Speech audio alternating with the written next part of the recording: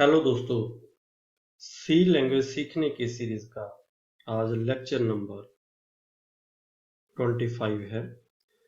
आज के इस लेक्चर में हम डिस्कस करने वाले हैं एक्सप्लिसिट डाटा कन्वर्जन इन सी, जिसको टाइप कास्टिंग भी बोला जाता है।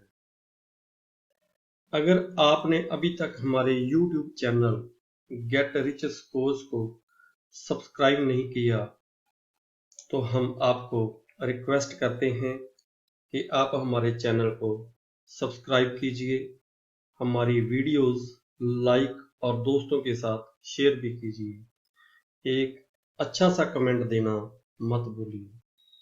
चलो चलते हैं हमारे लेक्चर की ओर। पिछले लेक्चर नंबर 24 में हमने आपको डेटा कन्वर्जन की दो टाइप्स के बारे में बताया था, implicit data conversion and explicit data conversion. Implicit data conversion को हमने डिस्कस किया था। आज के इस लेक्चर में हम एक्सप्लिसिट डाटा कन्वर्जन को डिस्कस करने वाले हैं। अगर हम इस प्रोग्राम को देखें, हमने इस प्रोग्राम में फ्लोट टाइप के दो वेरिएबल्स लिए हैं, i एंड n।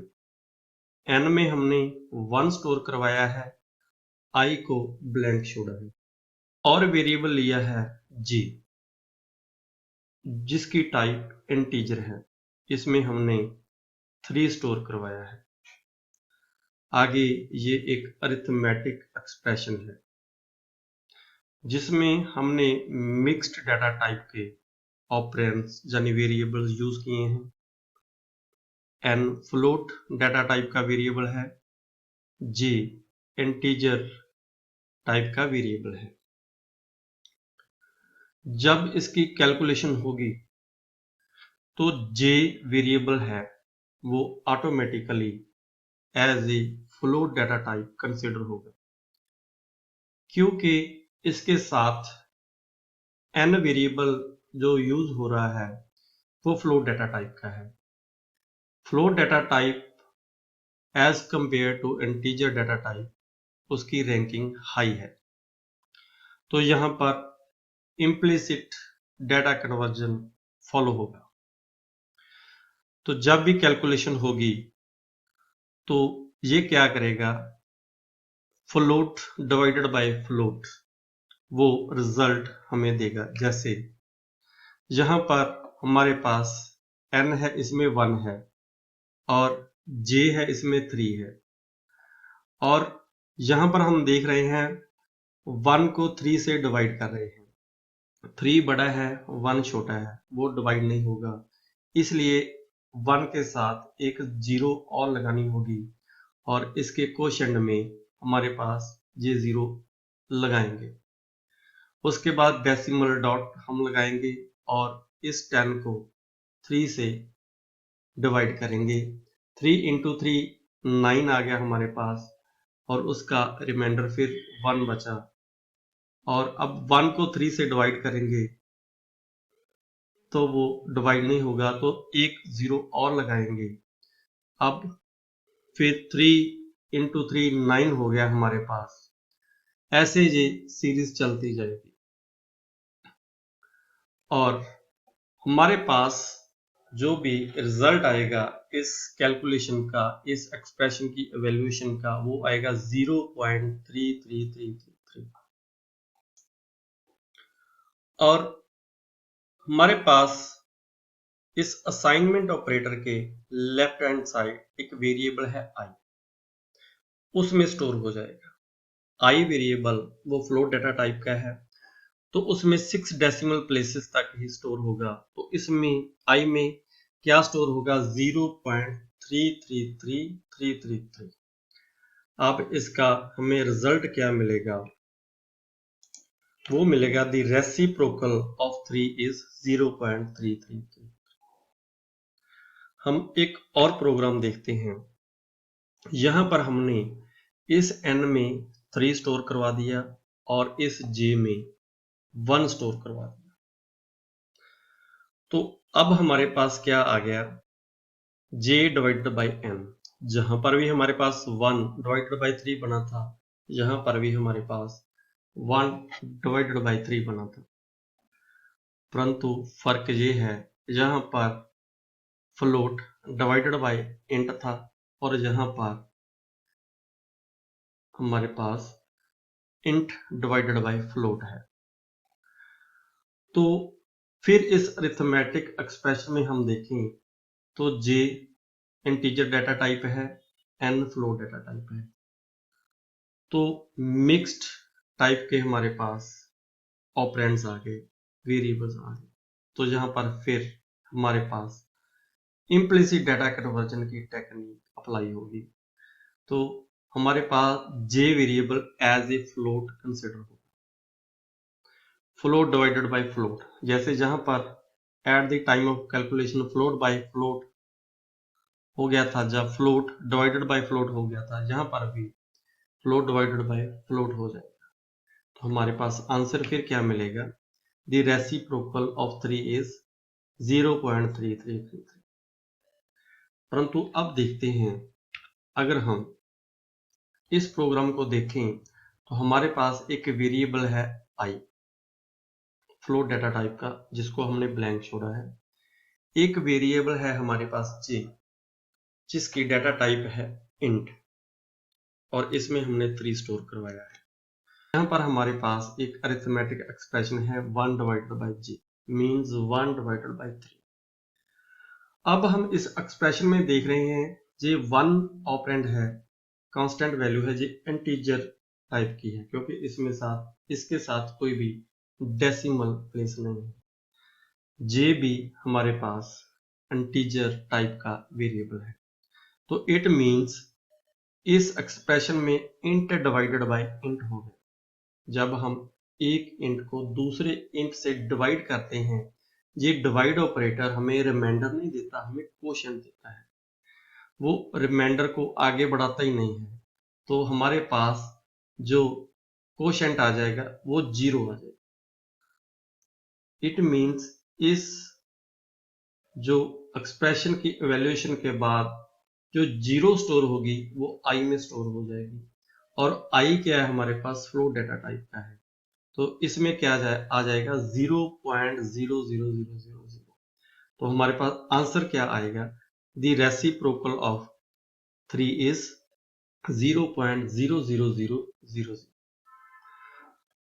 तो हम यहां पर देखें हमारे पास डाटा लॉस हो रहा है, क्योंकि इसमें 0.333 आ रहा था, इसमें 0.000 आ रहा है।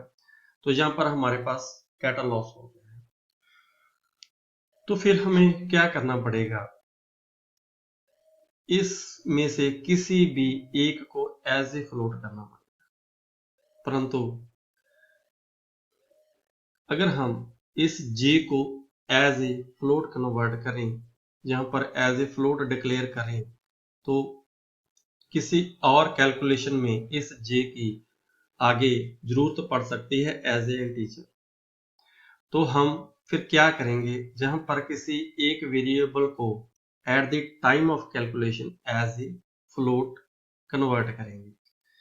इसका एक तरीका तो ये है कि हम 1 को एज ए फ्लोट कन्वर्ट कर दें, या फिर j को at the time of calculation हम फ्लोट कन्वर्ट करें। तो कैसे करें, क्योंकि ये दोनों इंटीजर हैं, इस पर implicit data conversion direct apply नहीं होगी।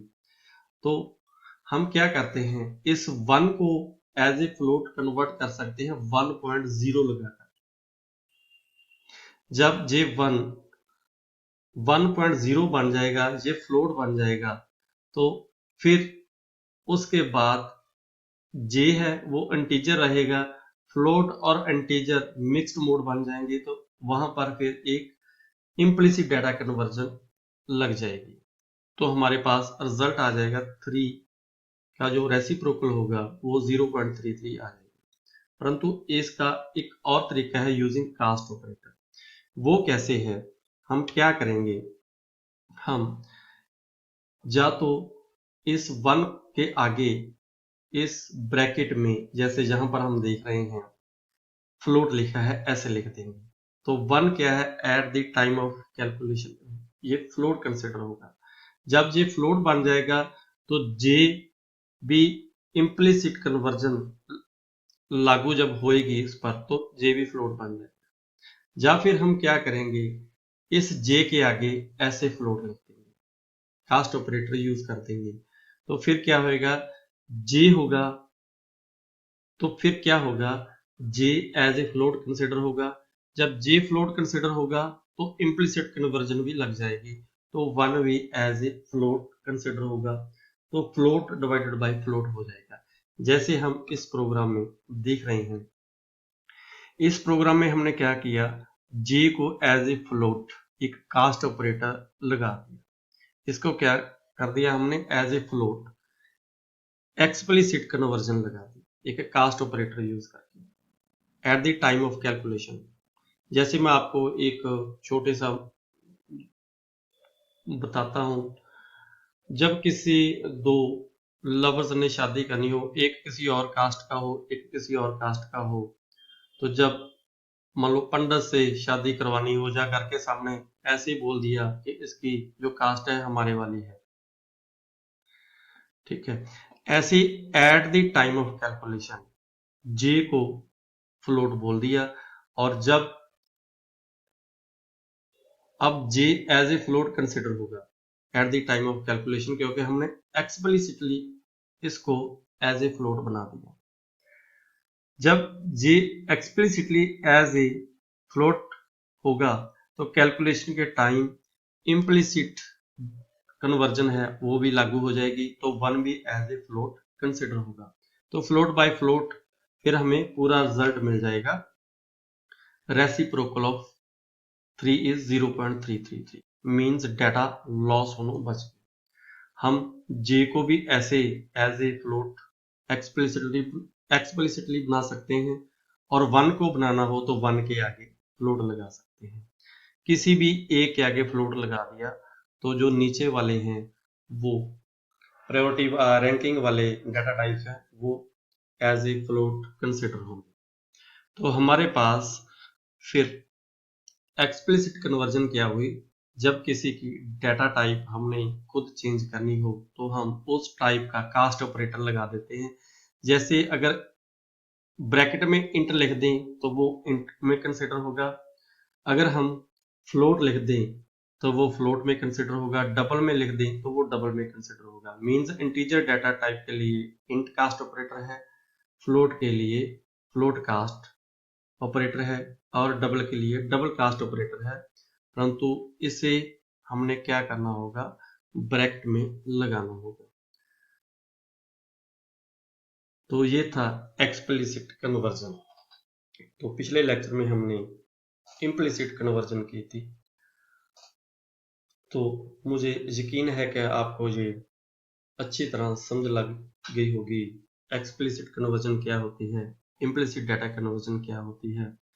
आगे आने वाले लेक्चर 26 में हम सी में जो अब तक किया है उसका एक रिव्यू लेने वाले हैं। उसके बाद 27th लेक्चर में हम एक सेल्फ टेस्ट करने वाले हैं, अपने आप को कि हमें कितना कुछ पता लगा है जो हमने पिछले वाले लेक्चर किए। तो देखते रहिए हमारे आने वाले लेक्चर्स, और हमारे YouTube चैनल को सब्सक्राइब कीजिए, हमारी वीडियोस को लाइक कीजिए, अपने दोस्तों के साथ शेयर कीजिए, और अच्छे अच्छे कमेंट भी कीजिए। Thank you.